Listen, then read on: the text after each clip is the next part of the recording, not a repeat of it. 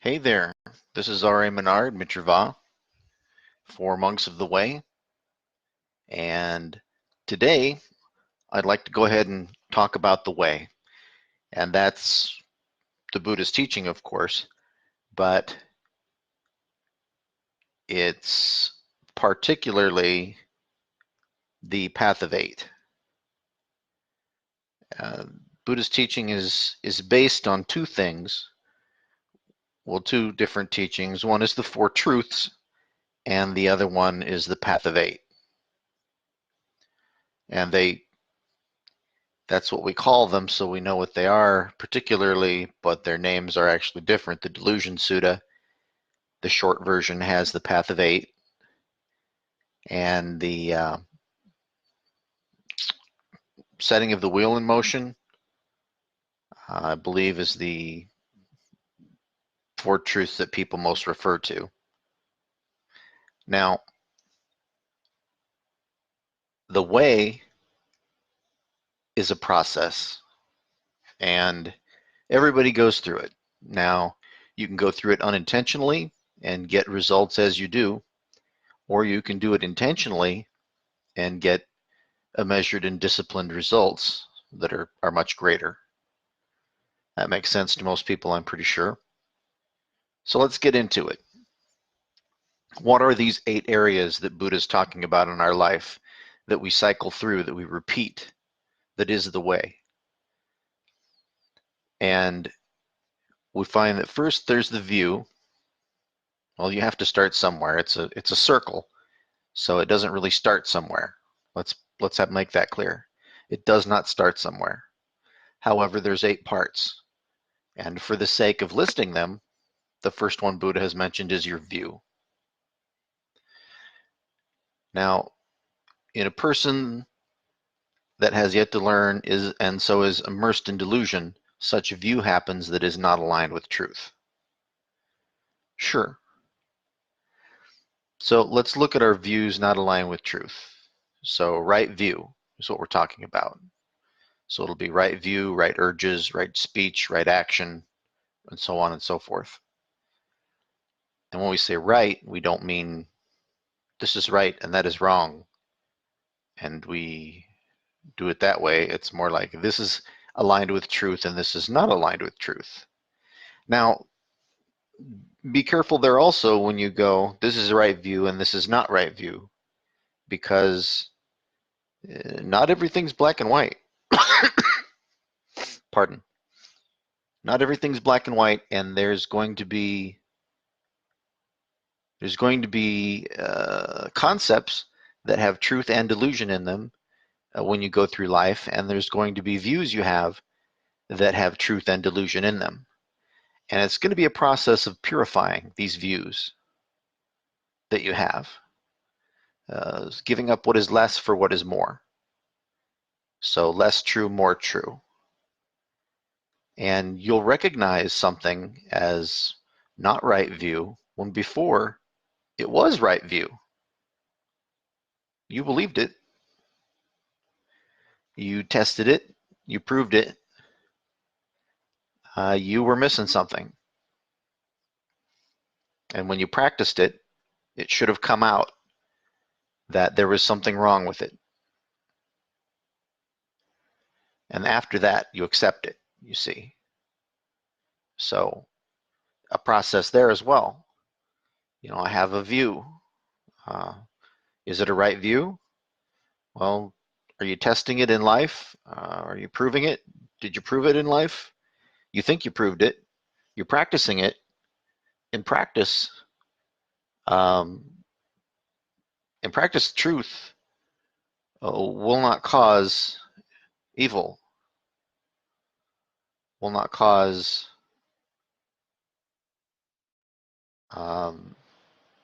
an unknown suffering, a thing that is out of our discipline, out of our measuredness. We can't be a part of. And I'm not going to say control. I'm going to say be a part of. I see we got a couple of people that have joined. That's great. So with our view, we want to take a look and do we have a right view? Now let's start with a really bad view. Um, and this is not my view, so please don't quote me as having said this, okay? Black people are lazy. That's a thing I heard from one of my relatives. Um, this is a view that they have. Now, is it true? I mean, is it wise? Is it productive? Is it good for everybody? Well, first of all, it wasn't wise for him because it got him in trouble plenty. And it caused suffering, it caused violence, it caused a lot of things, this view of his, along with other views that were very similar to that. So he couldn't prove that it was a right view. He couldn't test it and come out with proof. And practice in life, he could see that it wasn't wise, it wasn't productive, it wasn't good for everybody. Now let's switch to a positive view. And you can quote me on this one. Hate can't destroy hate. Love can destroy hate. Now, I've tested this and I've proven it. And in practice in life, I've found that it is wise, it is productive, and it is good for everybody. Now, not everybody can get to the different parts of this and work it out. Okay, this is the view. Does that mean that I have such urges? Maybe, maybe not, uh, depending on how much I accept this view. Uh, Speech, maybe, maybe not. Action, maybe, maybe not. Action's an important one here. In this particular view that I just mentioned, now people tell me that that's their view, that hate can't destroy hate. They understand that, and that love can destroy hate. But when they're faced with a situation where this can be put into practice, where their actions can match their view, it doesn't happen. Even if they have the urge, sometimes some people don't, some people do, but then the people I'm talking about, they still don't transform it into action. They don't move on it. So a person acts on let's say, a person acts in hate, and it's destructive to them. You see it. Oh my gosh, I wish I could do something for that person, let alone whatever havoc they create. You could approach that person with love and try to work it out. You could stop the destruction they do if it's on an innocent, to try to help them so they don't have to burden this thing that they've done later on, taking that on yourself. There's things you can do. There's a range of things you can do. You could just sit and talk to the guy for a while and let him try to work some stuff out with those views that he has. Anyway, right view, and we're talking about in line with truth. Next, we go to the urges. Now, urges align with truth, urges not align with truth. Well, what's an urge not aligned with truth? Well, um, just an well, an urge to do violence,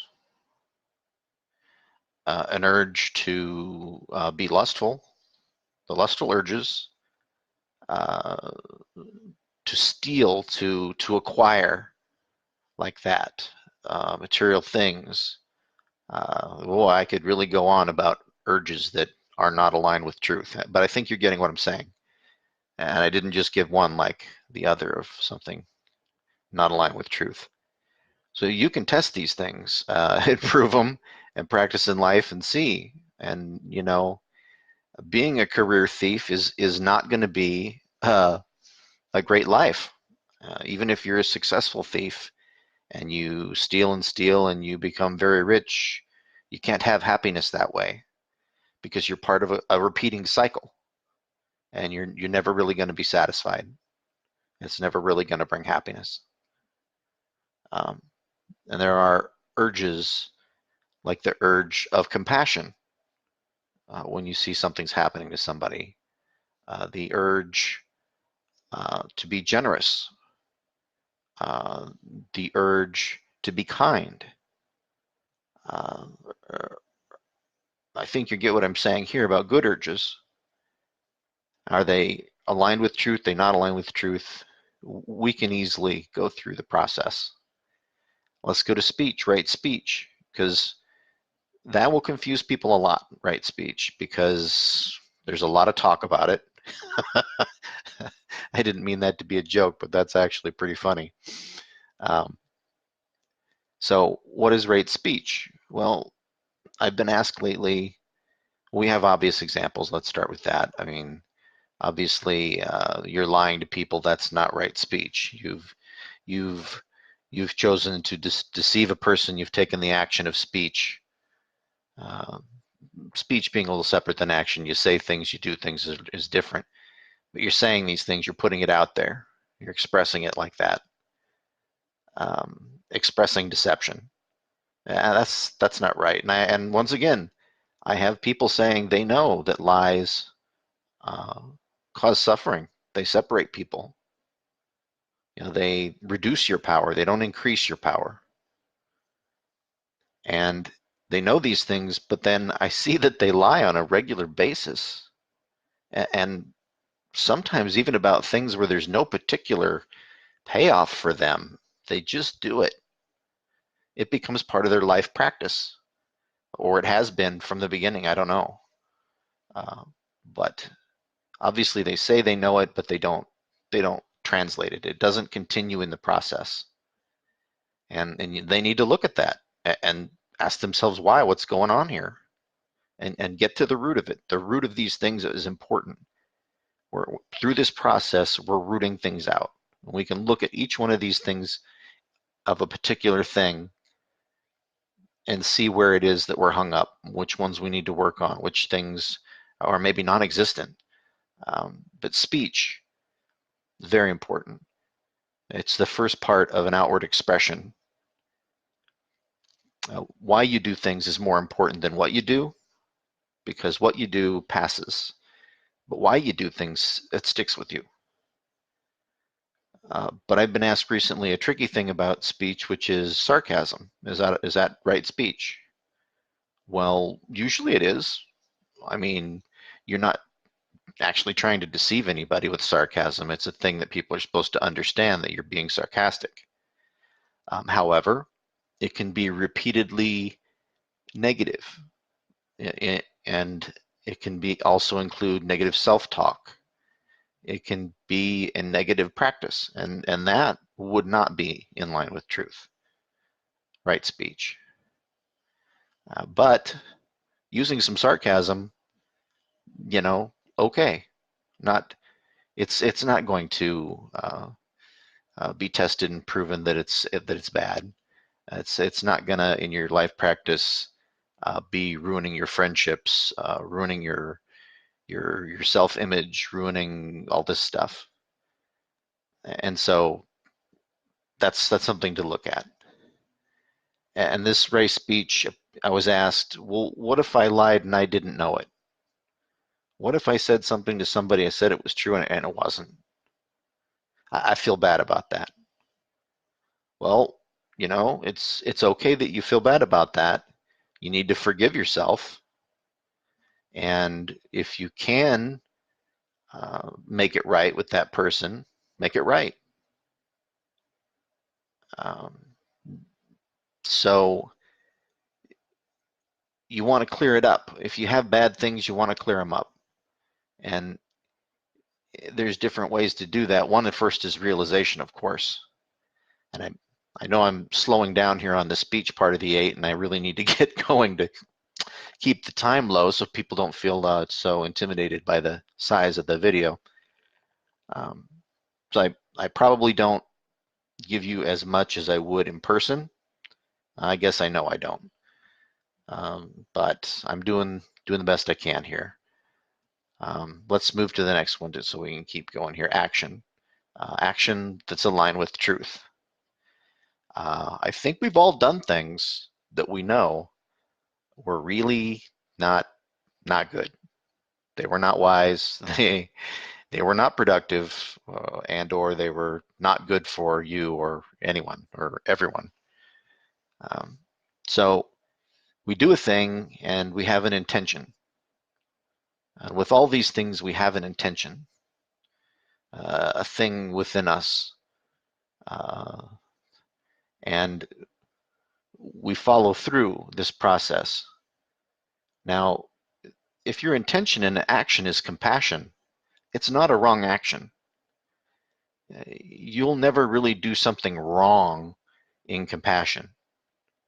But understanding that compassion can be a real thing, where you thought you were doing the compassionate thing and you weren't. Okay. Is the action still right action? It is. It is. What, you think a person maybe needs to do better than they can comprehend? Well, who can do this? No one. No one can do this. So this is a thing to be forgiven. If in fact things go bad and you didn't intend it that way, and you did what you were supposed to. You had the right action. Now we're going to move on to way of living, the way you live. You know, the way one person lives and the way the other person lives can be different, and they can still be as aligned with truth. So let's say, and I don't want to knock people off track here because people have different opinions of these things, but one person is expressing love as best they know how in one kind of relationship, maybe same sex, and the other one's different sex. One is a relationship without sex. One is a relationship with sex. Maybe all the above are married.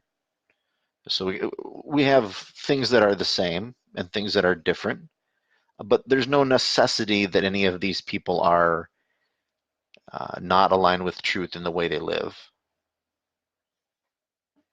So you work at a slaughterhouse. That's part of your way of living. It's your means. Uh, I think right away people know that this is not right. They're not aligned with truth. You can't be participating in killing and thinking that this is a right way of making a living. Such with salesmanship, where you lie to people, where you intentionally deceive them. There have been salesmen that they come to the door and they give you the spiel and they believe in it, but they are deceiving you. They just don't know it. They've been sold a package of goods. They believed it. They came to you with it. But there's others that they're crafty and they know that they're deceiving and they seek to deceive in different ways. And whew, there are many. So way of living, I think we have a grasp on way of living. You participate in going to the soup kitchen and helping out back in the kitchen. Hey, align with truth, try it out. I think you'd find that would be aligned with truth. I mean, I'm not going to say every time, but certainly it seems that would be the case. We have direction in life. These things pile up. So within a person where action is not aligned with truth, such way of living happens that is also not aligned with truth. And you go to the next, within a person where their way of living is not aligned with truth, such direction in life happens that is also not aligned with truth. The direction in life, where is your life taking you? Is it taking you anywhere? Is your life productive? Are you living it wisely? Is it good for everybody? Is it good for you? Many people don't even have a direction in life. They're like a dead grass, blows in the wind. It moves, but it doesn't really go anywhere. It just moves with the wind. And some people do accidentally end up somewhere, accidentally have success. It just happens. It does just happen sometimes. And some people, through no real fault of their own, wind up in a dead-end disaster life. Because they're, well, I say no fault of their own. I'm saying they're not actively participating in that direction in life. That they're just letting the wind blow and going with it. But a person can have a direction in life that's positive, that is productive for them, that where they keep making investments in happiness and they keep cutting off their funding, if you want to put it that way, for sadness, for anger, for fear. That these directions in life that lead them there, where are they leading you? And you have to ask yourself, is this really what it should be? Maybe a path in life is leading you to wealth. And is that good for you? Is it bad for you? What, I don't know. I don't know. I do know that wealth is a terrible burden for people, and not very many people can really handle wealth. Um, that being said, being wealthy is not bad. I guess I don't want to really get into that because it gets into all kinds of stuff, but I think you understand that section of it. And we go to the next one, within a person where application, within a person whose direction in life is not aligned with truth, such application of the way happens that is also not aligned with truth. So you're trying to apply what you know is true to your life.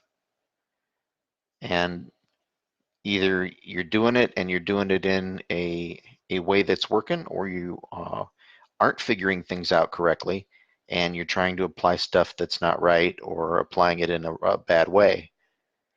And all of that can happen. So this is a particular place that Buddha has mentioned, application of the way. And next I don't want to spend too much time on that one, but I would like to spend more one time on it at some point. And maybe I'll make a video on each particular one at some point. I probably will.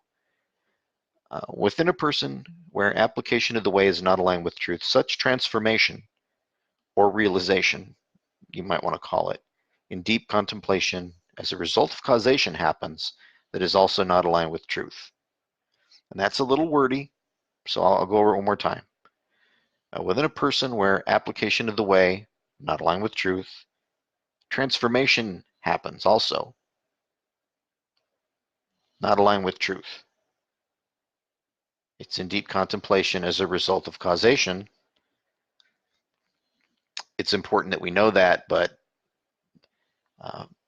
for the process of just going through them in a row like this, we're not going to concentrate on that part right now. And this realization, this contemplation that you have as this part of the way, this is going to make it so that your views change and the wheel turns. It goes around again through all these things. You'll find that a thing in your life hits all of these different areas. And we need to be aware of how it does, how each of these things is happening in this wheel. And the wheel keeps going. And this is the way. This is the way it happens. This is the way we're able to accept what's true, is going through this. And that contemplation is important. So should you meditate? Absolutely. Your contemplation should be purposeful. One thing that you can do is at the end of the day or at the start of the next morning, you can just take a little bit to meditate and run through what happened as an observer. And so you can have some hindsight in what happened. You could just take a little bit and meditate on the future. What do you think the future has for you, and how do you think you're getting there? But the now, of course, the now is where you're living, and that's where you should normally dwell.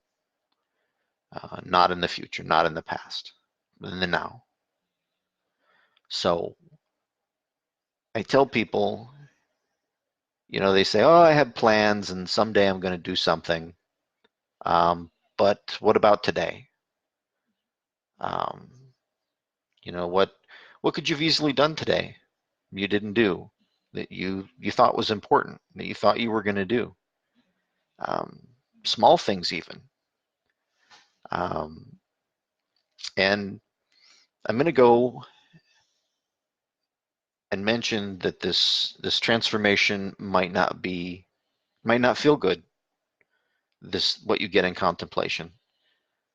Figuring out that you've been wrong about stuff, or you've been stupid, or you've been abusive, you didn't even know it. This can be hard on a person. I'm not going to say that all of this is going to feel good. Not everything that feels good is good for you. Not everything that feels bad is bad for you. Nature can only get you so far, and then you need to make a new nature, a new normal. And that's what the way is about. It's about this change, this transformation in you as a result of causation. Now, I want to mention that the truth directs the attainment of qualities that are productive, followed by compassion and kindness. You'll find that as you go through these, more directed with truth is going to make you better, and you'll feel better overall.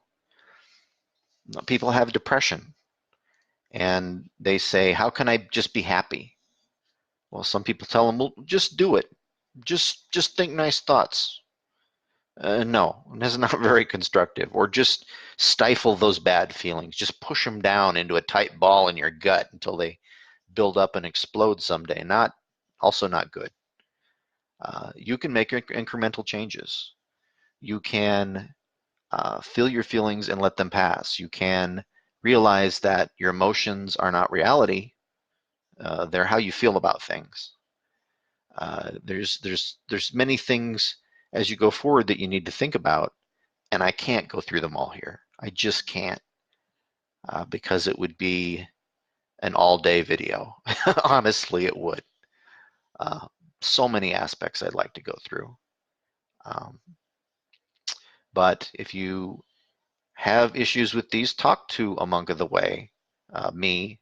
Uh, I don't know what country you live in. There may be a monk of the way in your country also, or in your town.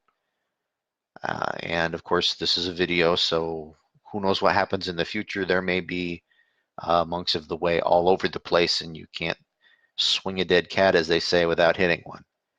I don't know. We'll see. Anyway, I think you got an overview of all this. I hope I've been informative, helpful, shed some light, made things clear that were blurry, set things up right that were in disarray, organized things that were disorganized for you in some way. Now, if there's any kind of questions, I would be happy to answer those. Anything pertaining to Buddhism or Buddhism's view on something, the Buddhist teachings, on something, whatever concern or question a person might have, I would gladly address those. So if one of those listening has any questions, now at the end here would be the time. And I'll wait for just a minute here and see that whether there are questions or not.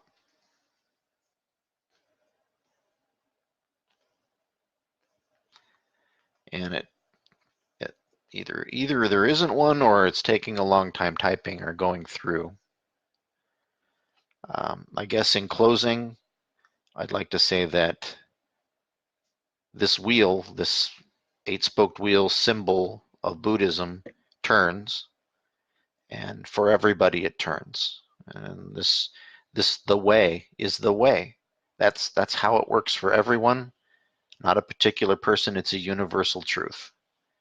And I wouldn't expect you to just believe such a thing. I'd expect you to test it, prove it, practice in life, and see if it really is that way. And you'll find that it is. So, like with many teachings of Buddha, and this is connected to the Four Truths also, they're all kind of connected, but the Four Truths and the Path of Eight have a relationship. And in the Four Truths, I probably will mention some of that. And so that's going to be a talk that I'm going to have pretty soon. All right, looks like there's no questions. I want to thank you for having a listen. My hope is that truth will remove delusion in your life the way light removes darkness. I'll try that again a little more, not tongue-tied. I hope that truth will remove delusion in your life the way light removes darkness. And I hope for all the best things in life for you. All right. Thanks again for having a listen.